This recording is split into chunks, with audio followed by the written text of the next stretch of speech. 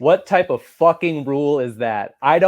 What do you do on a first date then? What the fuck do you do on a first date? Just lukewarm water in the dark, just talking about the weather.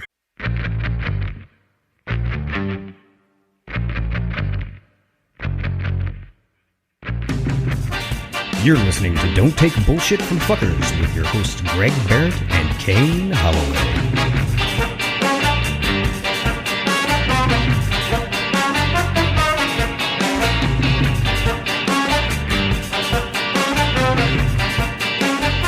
Welcome to the podcast, Don't Take Bullshit from Fuckers. I am your host, one of them, of course, Kane Holloway. Are you the host? I'm one of the hosts. Oh, that's fucking wild. I should bail the fuck out of here then. That's amazing. So you got this.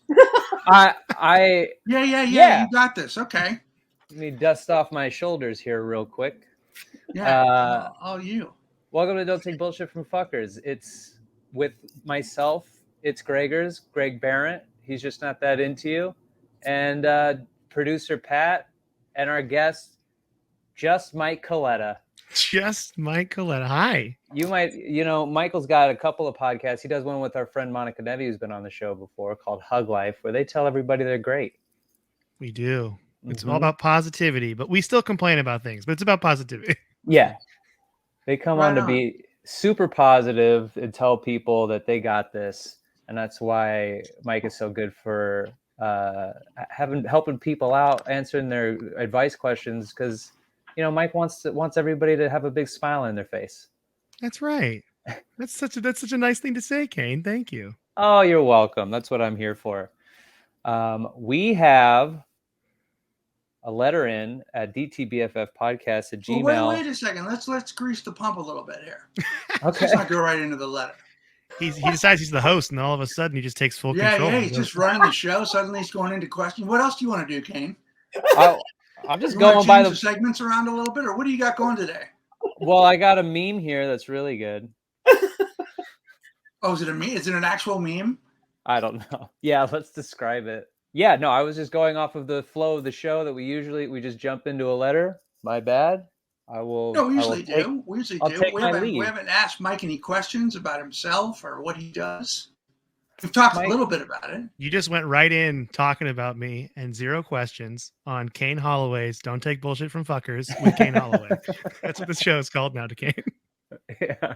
Well, Coletta, what do you do for the people out there so they know they can trust you? They can trust you with their feelings. Oh, well, I've done that positive podcast with Monica for like 5 or 6 years now. It's been a long time. And then I've been doing I'm a comedian. I tour all over the country. Although, of course, it's like nearing the holidays, so I have mostly like local dates coming up, which is pretty exciting actually. And then Are you in LA? No, I'm in Seattle area. Oh, Seattle. Is Monica in Seattle? Yeah. Mm-hmm. Oh, okay, yeah, okay. Yeah. So, and I tour with Kane's ex. Oh, Raina? Wait, who? Which one? Which one? I tour with Kelsey. He's a pretty blonde podcast host. Mm-hmm. That narrows it down. He tours with my ex-wife, Kelsey Cook. Boo.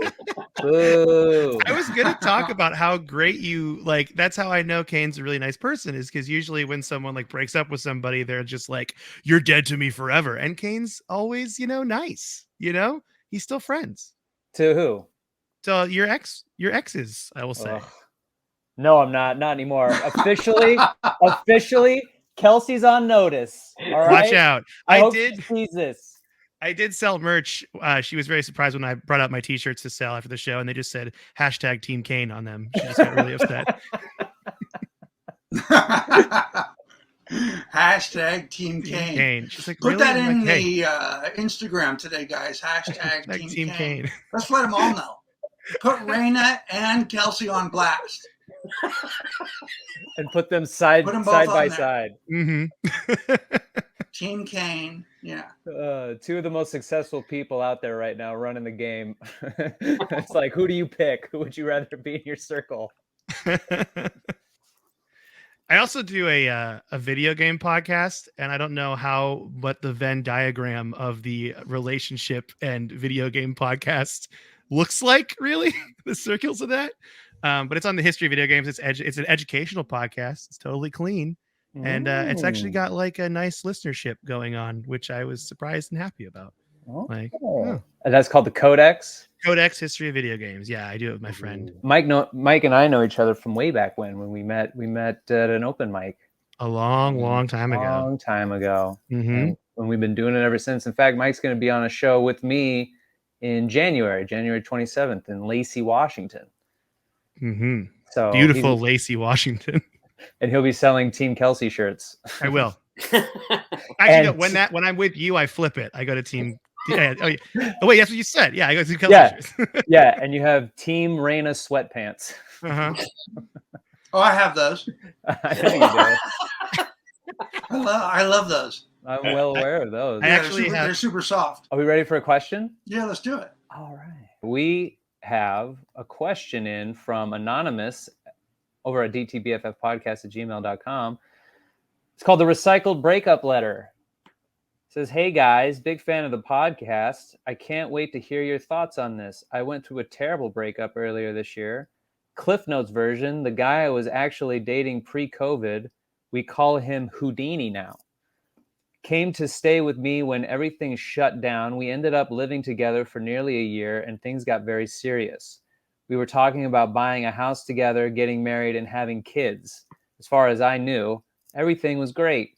We got along really well, wanted the same things, and generally both made each other's lives better. I came home one day running errands to find that he had packed up all of his stuff and told me that he was leaving without much explanation other than that he was going on a spiritual journey. I was completely devastated and blindsided.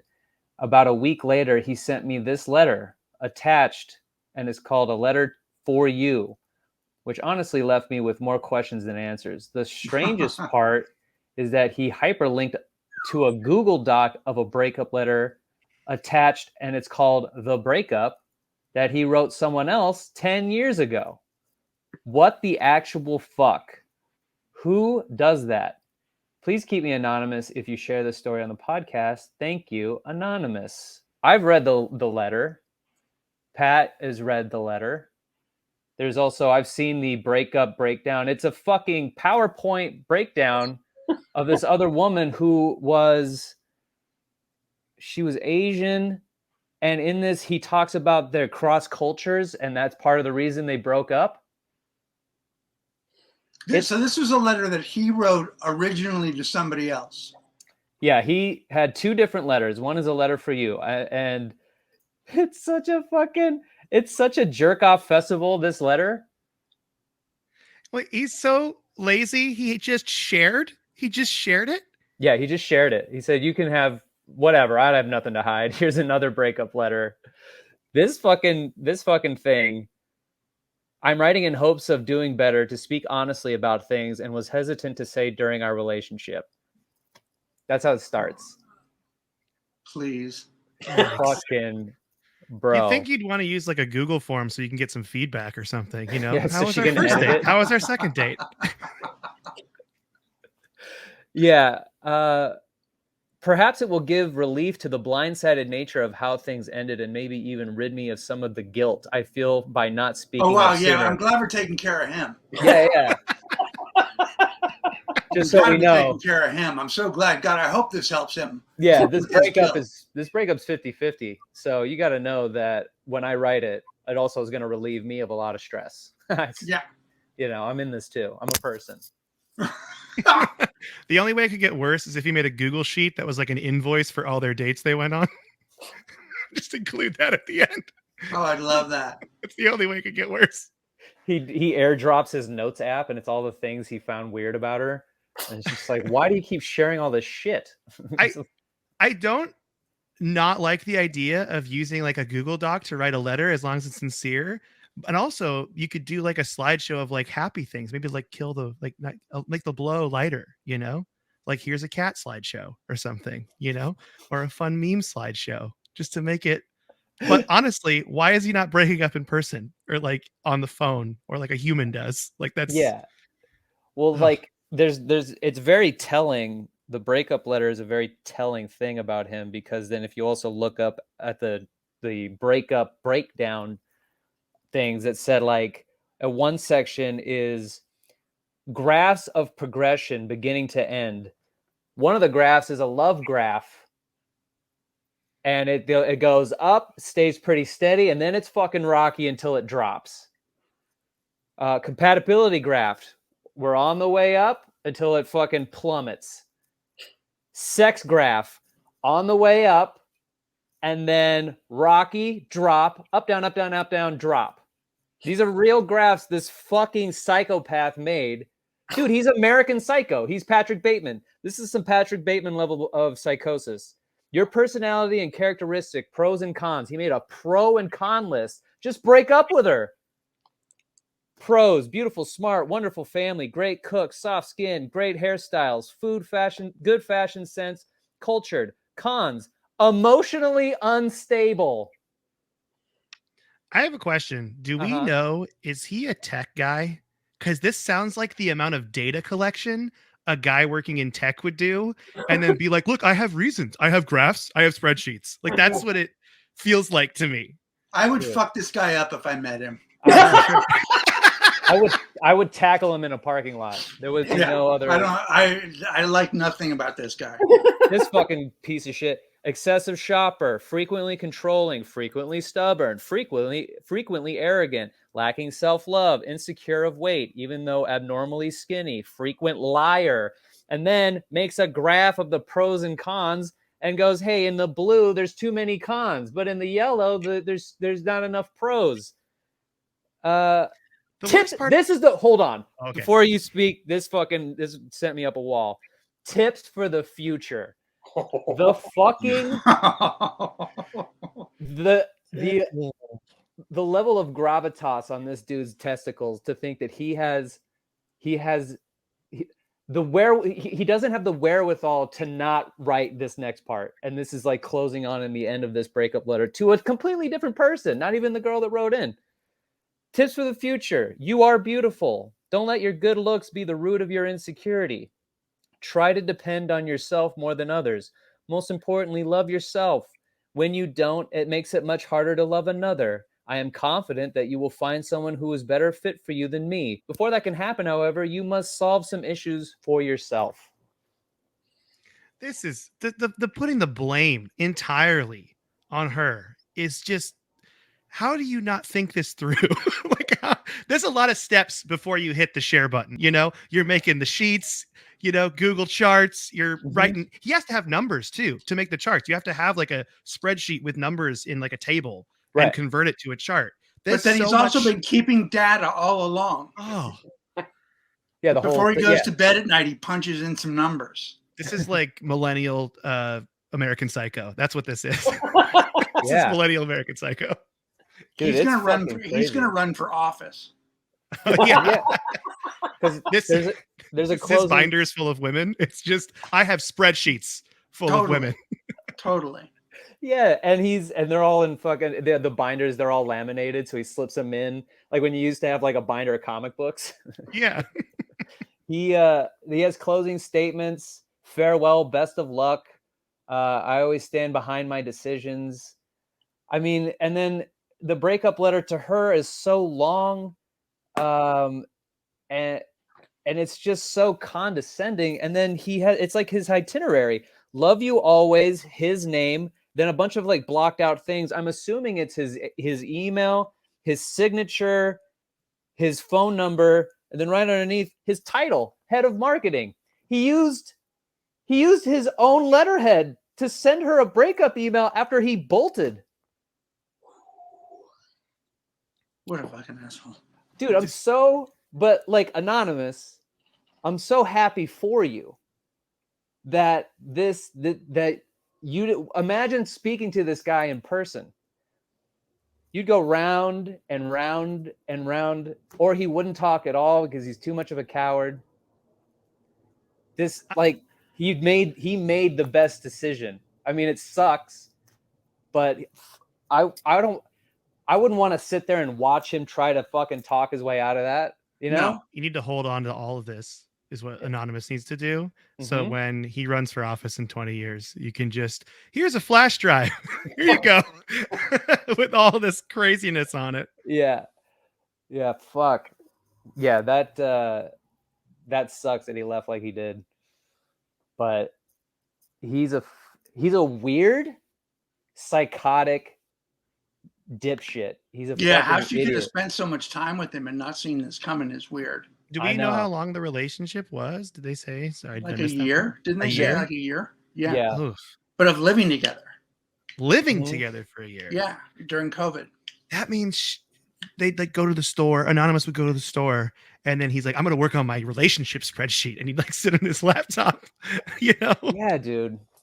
That is some serious, like, I don't want to use the term sociopath and just throw it around, but how do you not think about other people when you're writing something like this? Well, yeah, and I don't like to use the word narcissistic all that often, but I mean, it's in writing.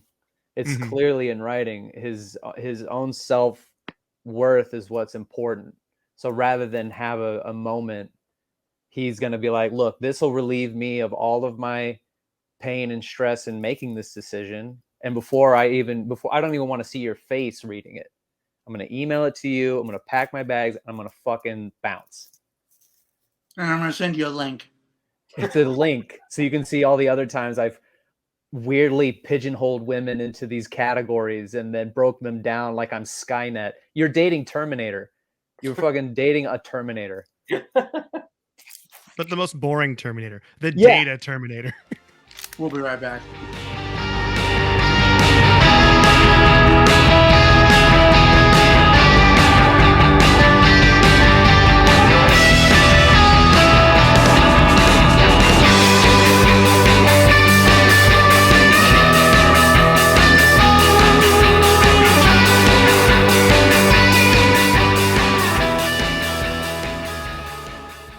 This is the theme song for What Does This Mean song. The theme song for What Does This Mean song. We'll read a self-help quote, and they're definitely not memes. Memes are something completely different than quotes. Quotes are supposed to help you through all the bullshit in your life.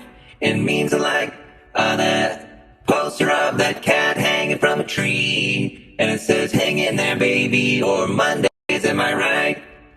Mondays, am I right? So if you can think of a different title, then we'll probably change it. What does this mean? It's, of course, a mainstay of the show. We read self-help quotes and we try to help. We try to, hey, you're great. That's a meme. Hey, you're great. You're great. You're You're great. great. You're great. You're great. Never change. Never change. We have a lot, and Mike, we're gonna get everyone's opinion. Mike, we want to have your opinion on what you think of these. I'm just excited. Yeah, you don't have to like them. You don't have to like them.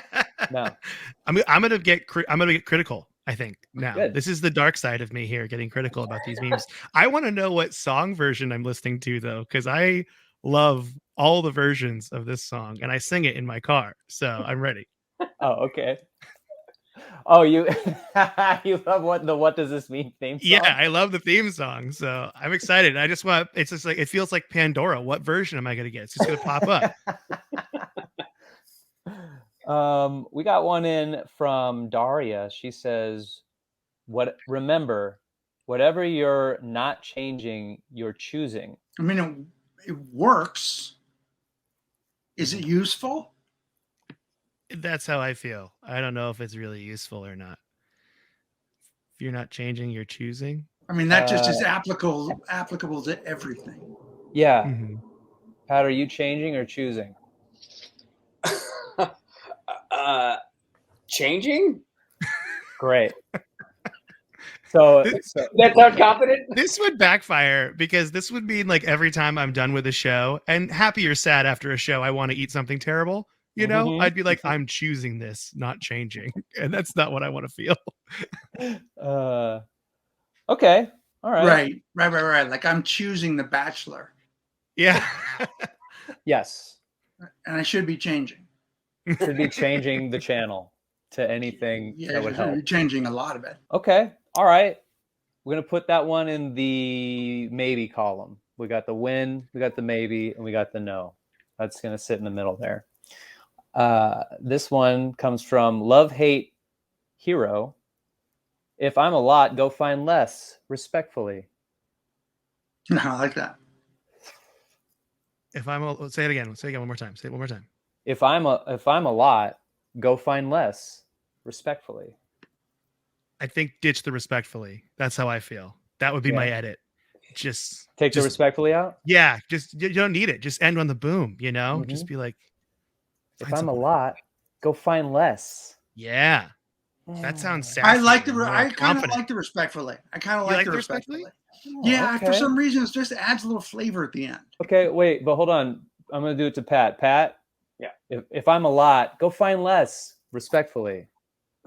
Or if I'm a lot, go find less.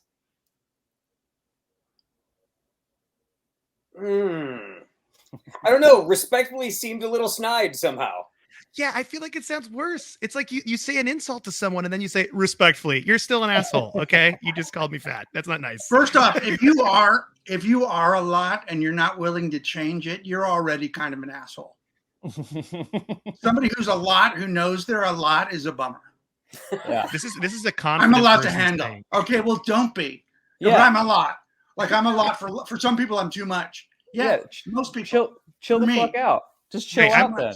I'm hard to be around. Respectfully. Respectfully.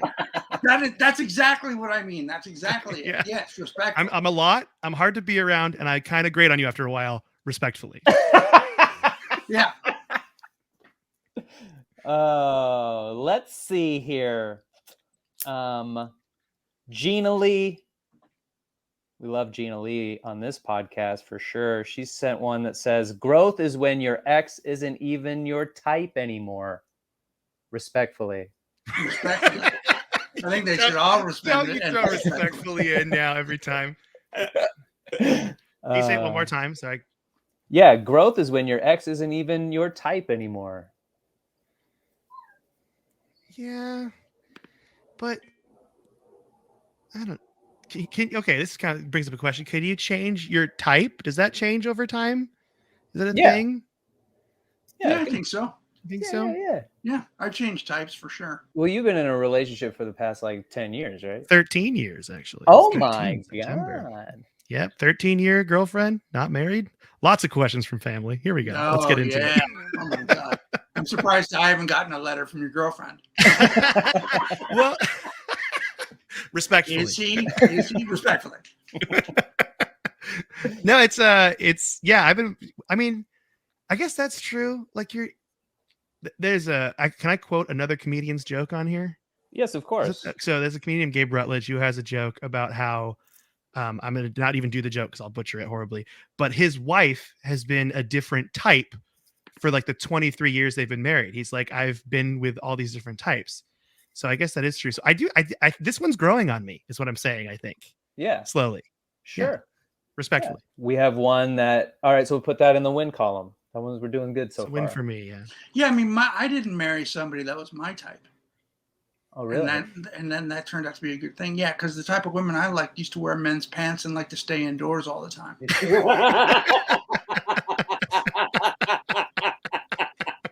So I married somebody who's different. Yeah, I don't know. I've dated. I think I've dated the similar women in the last couple of years.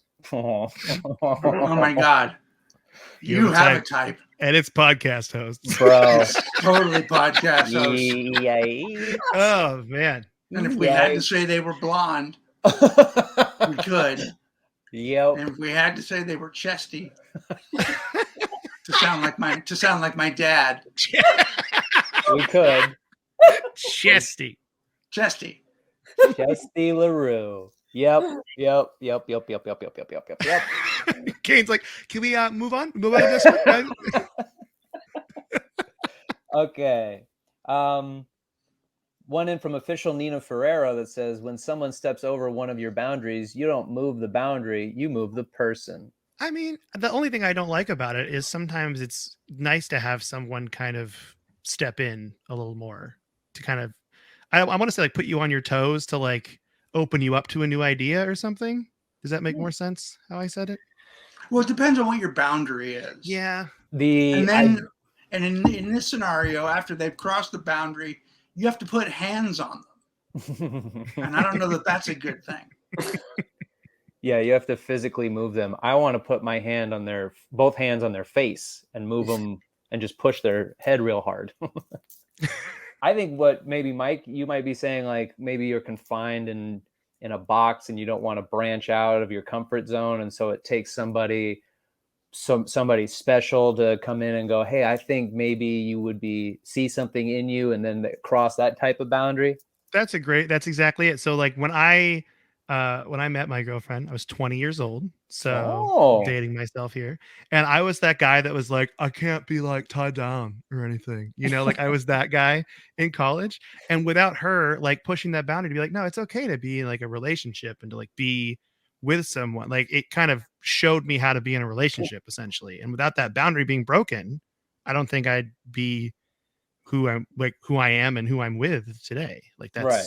So that was like that. I mean, that's a light boundary. Like if we're talking like something heavy, then obviously not. But that's something that shifted in my life for that reason. Interesting. That makes sense. I like the idea that you were once upon a time a fuckboy Mike. I was trying to be, and I was so bad at it. I was it's hard. It was because we'd get to the point where you're supposed to like have sex, and I'd be like, I don't think I want to do this anymore, and then I'd like leave. I'd drunkenly stumble away is what happened, because I was just like, I grew up, I think, in the age of teenagers where I thought like I had to be like, this is gonna sound awful, like the Jersey Shore Real World times of like, you got to party and like live life to the fullest and all that stuff. And I think that held me back and really confused me a lot as a young man, Sure. Yeah, I could see that. I think with that said, though, I'd like a gray sweatpants photo, Kane. I'll get it over to you.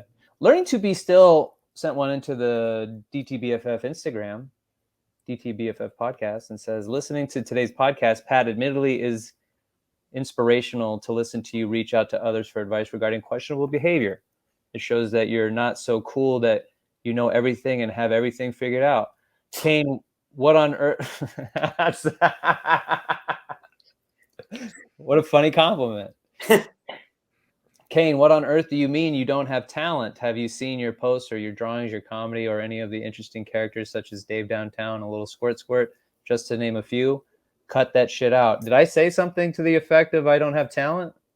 In the clip show, you downplayed your contribution to the podcast. Oh, well. Well, thank you. I appreciate it. Your whole team. Yeah. But still. Yeah, you were on point. Yeah. You were on point. Totally. Absolutely. Your whole team is a fantastic and diverse conglomeration of talent, and I dare say it, I'm even thinking that if I go out on a date that I may just employ the silent date. If I tell you all how much you have meant to me over these last 100 or so episodes, I'm going to cry. Do you know how much you are appreciated? By the way, it's awesome that Greg has no idea what a Hinge profile looks like. I have been a fan of his since I followed Amira and Greg's former podcast. I like the mantra, always be blocking. See, you guys are so funny that I quit crying. And that's from Learning to Be Still. Oh, awesome. She Lovely. did say we're diverse, though, and I think she may need to look that word up. Yeah. You shouldn't look at the thumbnail for this episode. Today, 4 white. Maybe we're diverse in age. I'll fucking hate you. You gotta catch me first, bro. I think we have some of the funniest listeners. Listener Anna emailed me and said, I would love your thoughts on this psycho. And it's a screenshot of a Bumble conversation. The Bumble conversation starts off, hey, are you off Sunday morning? Are you interested in grabbing breakfast? And the person that they're talking to responds and says, no, I won't eat meals with strangers, especially in the morning, LOL.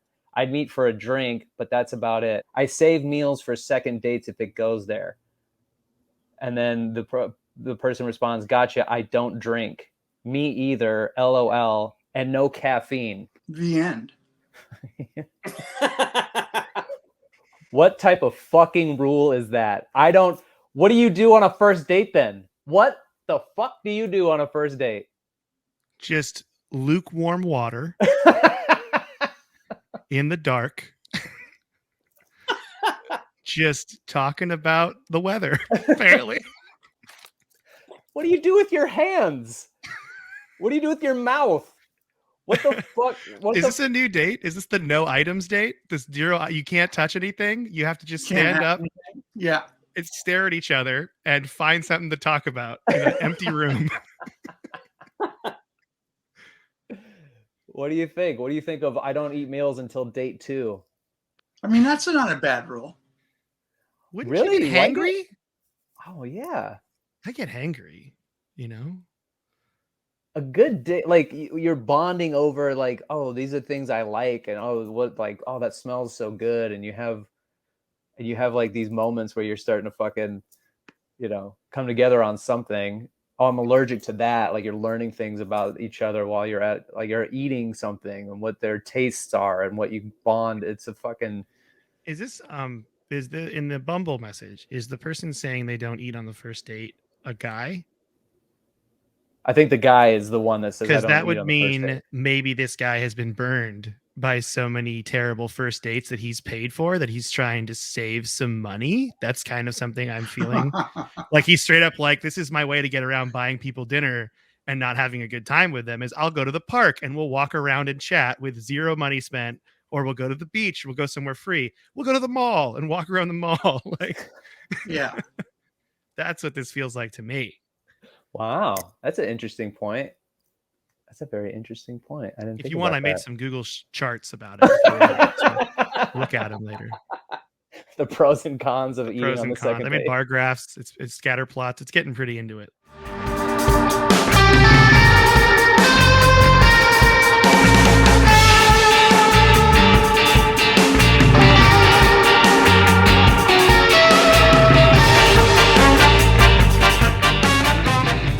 We have some shows coming up. All of us. Pat, you're going to be outside. No, mine got canceled. What? Really? Where are you at? Yeah, I was in Pittsburgh and that got canceled.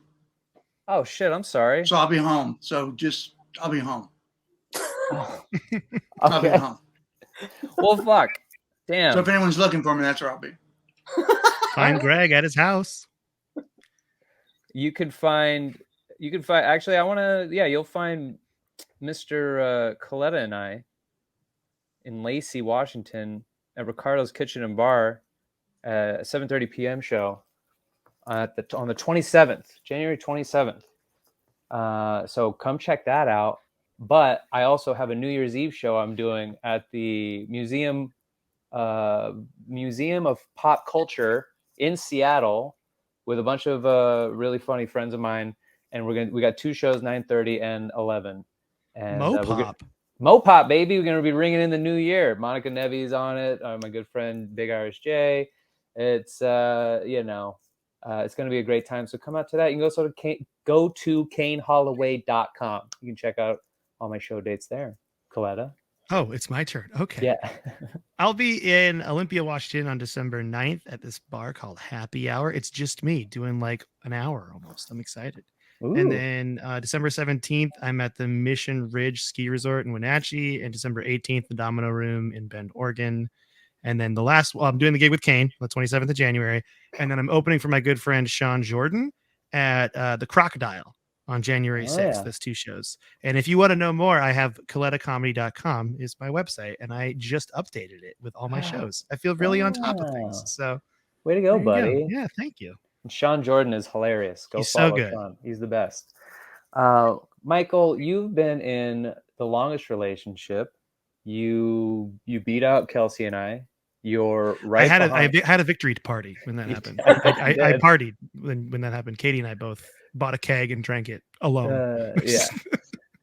And then you're closing in on Greg and Amira. So you have, but you've had a sort of not up and down, but you've had a very different trajectory for your relationship with you and should we give her the name that I gave her? Yeah, give her the name that you gave her, because this is what Kane calls her to her face all the time, even though he knows her real name of my girlfriend. She looked like a Mallory to me. I go, your girlfriend looks like a Mallory. I know her name's not Mallory, but she looks like a Mallory. And then I would ask him when we'd be at shows, how's Mallory?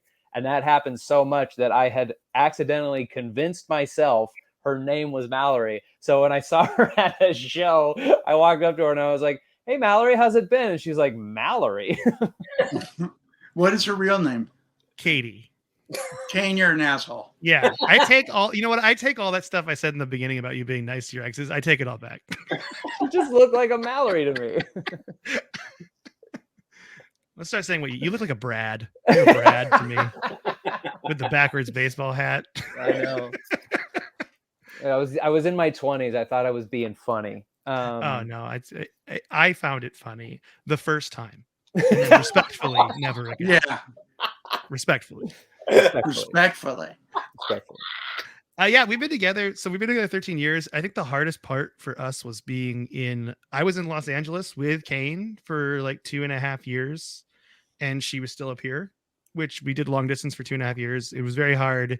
But I think the reason we work so well is we were really like open. One, we trust each other a lot. Like that's the most important thing. Like we trust each other, even though we're like, I'm a very like anxious and paranoid person. Like still, if she doesn't text me back after like an hour, I think she's just like dead in a ditch somewhere. And I have to like have the confirmation. Are you okay? You know, like that thing. But even with that, I think just the open communication and like having a plan. But if that plan didn't go right, we'd still be okay. Like we agreed to call each other, you know, almost every day. But if a day was missed, don't freak out. It's still fine, you know, and that even that little thing just made it so it felt better. But yeah, I was very happy to come back 2.5 years later. And we're also really independent people too. Like she does improv comedy and that's her dream and she loves it. And I do stand up and we both are like, these are our two lanes, you know. Although one time she did do my stand-up set on a show where they had to like guess the comics and who were together based on their like significant other doing their set. And I was so mad because she was so much better than me with my jokes. Her timing was so much better. And I was just like, should I be recording this? But yeah, so I think being independent and having our own lives and also being super straightforward and open communication about anything has really been what's made our relationship work so well. And we also have little things we do, like you know, we started building a Lego Christmas village. That's like our yearly thing we do, and it's growing and it's great. And it's like, are you guys gonna go on Lego Masters? That'd be such a good idea. We're not talented. I'm not talented enough for it at all. Like I love Lego, but I do love that show. I watch that show a lot. And then we also go, Kane introduced me to soup dumplings. That's a big part of our relationship now, Katie and I. Yes. Oh, the Din Tai Fung. That's like a big thing when you're having a bad day. But like having things like that, and then also realizing that just because you're together doesn't mean your whole identity is you and who you're dating. I think that's something that people do a lot because you have the honeymoon phase. And then when that phase ends, as it always does, because that's how relationships work, people freak out and think they're bored and they have to leave. Because I know you've gotten some messages before about people being like, well, the relationship just got kind of stale and felt boring. And I'm like, I thought you were going to say Kane got messages about being boring. Yeah, Kane. I know you've gotten messages about being boring. Yeah, I know you got messages about being really boring, Kane, respectfully. And but yeah, I think just having it so that your whole identity isn't wrapped up in one person also takes the pressure off them. You know, like I feel like people put a lot of pressure on who they're dating to be like, are we okay? Or we have to go to this thing together, when it's like, no, you can be different people still. Like, right. Yeah. You guys have a great secondhand that's comfortable to be around. Like you don't have that. At no point have any of us ever said, God, will they just break up already? You know, like you guys have such a, it's great to hear that you guys have that open communication, because, you know, you can say that in you can say that to people, but in practice, it's a very difficult thing to do for couples to get behind. A lot of people like hold a lot of things to the vest because it's like, oh, if I show too much of myself, that's going to reveal this to them. And it's like you live in a world, much like my friend Ken lives in a world where it's like, look, this is me. I am anxious. I am neurotic. I am a little bit on a weird side, and I'm going to be as open and honest about that as I possibly can be, because it's the only way it's going to work. But the only way it's going to work is if you also share that same amount of honesty with me. You know, it can't be more and it can't be less.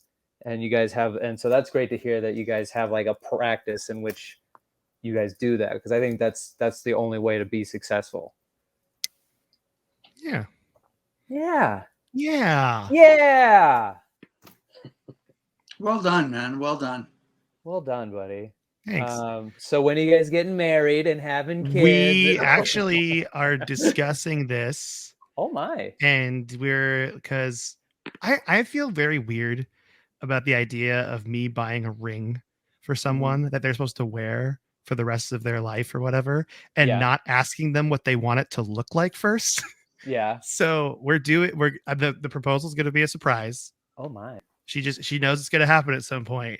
Ooh. But then we're going to and I have a thing to give her, you know. But it's like, then we're going to go together to get the engagement ring so she gets what she wants, you know. Oh. And then so it's we're working on it right now, you know. It's a process. And I also I'm terrified to propose still. So oh, I've done it a couple times. I'll help. I know you're really good at it. So I was going to ask you for coaching tips. If you need proposal coach, I'm very successful in my proposals. So if I remember correctly, your proposal speech is in a Google sheet that you could just share with me. There's 2 hyperlinks to other proposals from other people, but you get the point. At the end, you get the point. Respectfully. Respectfully. And it costs an extra for me to be there. I'll have my fucking little metal pointer, and I'll point to the projection screen. Here's where I think we'll be at our best. It's just a bar graph. This is so mean. It's a bar graph that has it's called marriages that worked, and there's a yes column and a no column, and the no has just 2 in it, and the yes has nothing in it. That's the only chart on there that you have that you just point at. Yeah, I'm killing it, baby. Killing it. That's great, buddy. And give Mallory my best. I will. Okay, thank you. Respectfully. And now we have a Reddit remix. Reddit remix. All right. This one says, oh my God, I can't wait. Am I the asshole for commissioning fetish art of an acquaintance's girlfriend? Yes. The end. So you can follow the show at DTBFF. This is is there more? Are you going to read Oh, the post? yeah. A friend of a friend has a girlfriend that I find insanely attractive. I would also like to imagine that I am not a creep and have been nothing but respectful to the two of them in all my dealings. But I did do something that is making me definitely rethink whether I overstepped. I've got a fetish. Whatever you think it is, it's probably not that. I mean, I've got one of those, how could someone even see that in a sexual light fetishes? The kind you only find in the like depth. If you fuck a lamp. Yeah. Like you put a lampshade on your dick and fuck it. Well, you know, like those people that fuck trees and stuff like that. No, but I'm very interested now. There's people that fuck inanimate objects. How do you fuck a tree? Carefully. Boom! That's our show. How do you get to Carnegie Hall? You fuck a tree. Carefully. My whole thing is this: if you commissioning a painting of anyone without them knowing is creepy. Yes, regardless of the fetish about, like, if Pat came over to my house and it was just him in a portrait nude, like in the Burt Reynolds pose with a lollipop over him, like, or a popsicle over, like, that would not be okay. You know, that would just not be okay. Yeah. Did I do it? Yes. But that's besides the entire point. What if you walked into your house and that was really happening? Like the painting was being commissioned. Like Pat came over to my house. Yeah. And Pat's using your couch and he's naked on it and rubbing his Pat ass on it. I would be like, 1, respect. 2, how did you get my address? This is But what if it's that the thing that gets him off is getting something commissioned? Just the act of asking somebody to do a portrait makes him come. The most expensive fetish ever. He's Thomas Crown. I got kicked off Etsy 4 times. I had to make fake accounts.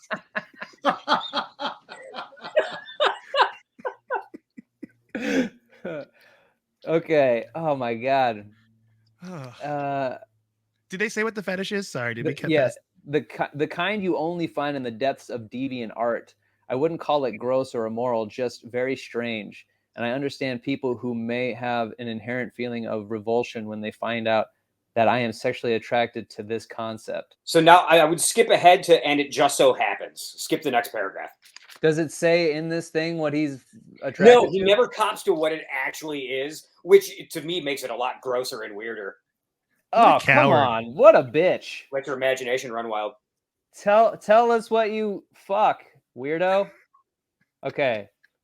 And it just so happens that recently my acquaintance's girlfriend had made an Instagram post where I felt she looked particularly stunning. So I sent it to the artist and asked them to use it as a reference pic. The art I got back pretty much just uses her pose and physique for reference. The character's face and hair are totally different. Okay, he said character, so that's a clue that it's something weird, like a cartoon or like My Little Pony or something. Right. It's going to be something weird. There's nothing like a tattoo that could identify her, but I did allow the artist to post the artwork publicly. Wow. Oh my God. Wow. And it escaped my tiny little fetish community somehow because I was confronted by the friend for whom the friend is a friend on this matter. And their first comparison was to a creep shot, like an upskirt pic, which I do resent. I love it. I love it. How dare you compare me to those guys with selfie sticks who take underskirt shots? Nay, nay, nay, sir. Nay, nay, nay. I took an anime character, put their face on your hot ass girlfriend's body. Excuse me. Okay. Jesus Just because Christ. I took your hot girlfriend and put Bugs Bunny's face on it doesn't mean I'm a creep. And Barney's tail. Why don't you fucking back up? You back up. His fetish is combining multiple cartoon characters together in sexy poses. It's definitely gotten back to the acquaintance and his girlfriend as they blocked me on social media. I can understand it's weird to find out that someone you know not only has a weird fetish and also finds your partner to be sexy. One could drag out the old canard of, if women didn't want to be lusted over on the internet, they wouldn't put sexy pictures of themselves on it. Wow, dude. But I think there's an additional wrinkle because I think most would agree that the original IG post was not sexy for the general public and only hits for people with my kink. What the fuck? Wow. Wow. So the kink was whatever she was doing in the photo. Sure. Yeah. And then he twisted it. What if it is skiing? He wants to. You have to be all bundled up. Just cross-country skiing. Just going through. Cross-country skiing. Her face is covered up. Her body's covered up. She's just holding a Norwegian flag, just skiing across the tundra. I love this, that, and both, the start of the show and with the end of the show, both guys that have written in have somehow put their misdeeds and their shitty behavior on the other people. They're writing in to find out if he's the asshole. And at the end of it, it's like, look, man, if you weren't a girl, you shouldn't be online. Like, don't be a girl and don't take pictures of yourself and don't be online because you're a girl. Hey, so fuck you. Stop being a person. Why are you a person with feelings and emotions? Don't be so hot. gain some weight or fucking fuck your face up. Well, that's not my fault that you're so hot. And first guy's like, it's not my fault you didn't make graphs. Okay, I got so many graphs. I got all these graphs. I had nothing to do with them. I lost my lazy job. data. It's shocking the type of behavior that is out there. Just the fact that this is his fetish and he hires an artist to do this. And there's the moment where the artist goes, is it okay if I share this publicly? You should say, no. This is for me. And no one will see this except you and me. Yeah. And no Except one I'm will know. dying. I am dying to get caught. Yes. Yeah. I think it's his I'm dying community. because that's what I jerk off to as well. I'm caught. I want cross-country skiing and I want people to know that I'm into it. That's what I What? You found out what? Oh, hold on, please. Yell at me slower. He's like, I can't talk. There's a ski resort in Alaska that heard. And I need to focus. Dude, that's bizarre. Well, you're a piece of shit. You're more than an asshole. You shouldn't be outside in society. You shouldn't have friends. And I hope both of those things happen, where you're stuck inside and you don't have friends. Stop being fucking weird, and maybe everything will get better. Anyway, that's the show. Michael, thank you so much for being a part of it. You know that I love you to death, and now our audience loves you to death. Oh, thank you. I love you too. Yeah, It's been man, so it much was fun. great. Yeah, so buddy. fun. Thanks You for having can me.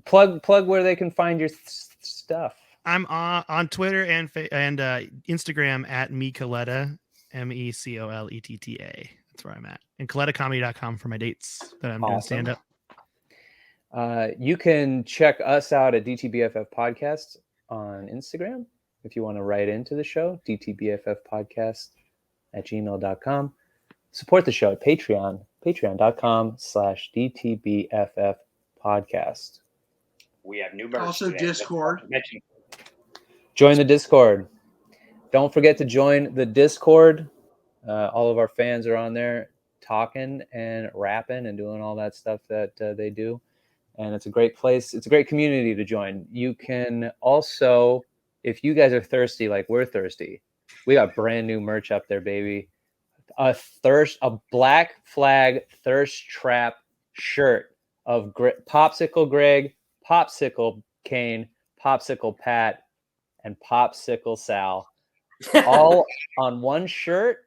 Buttons, magnets, stickers, we got it all. So if you want a Thirst Trap photo, or if you want a Thirst Trap shirt, you can join it. Go to the link in our description. There's also the link tree in DTBFF Podcast on Instagram.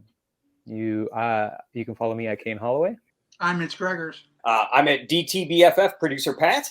You can also call into the show. What's that number, Pat? That number is 323-379-5544. And don't take bullshit from fuckers. Fuck them. Hey there, if you like the show, you can find bonus episodes and more at our Patreon at patreon.com/DTBFF podcast. And then rate the show 5 stars on iTunes because it's the right thing to do. All music by the Rating Monarchs, produced by Patrick Kelly.